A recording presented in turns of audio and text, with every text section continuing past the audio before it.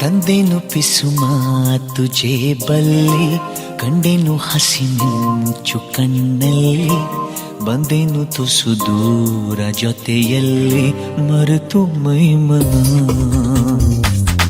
ನಿನ್ನ ಬೆರಳು ಹಿಡಿದು ನಾನು ನೀರ ಮೇಲೆ ಬರೆಯಲೇನು, ನಿನ್ನ ನೆರಳು ಸುಳಿಯುವಲ್ಲೂ ಹೂವ ತಂದು ಸುರಿಯಲೇನು. ನಂಬಿಕೂತ ಹೊಂಬ ನಾನು, ನೀನು ಹೀಗೇನಾ? ನೀನೆಂದರೆ ನನ್ನೊಳಗೆ ಏನೋ ಒಂದು ಸಂಚಲನ, ನಾ ಬರೆಯದ ಕವಿತೆಗಳ ನೀನೇ ಒಂದು ಸಂಕಲನ.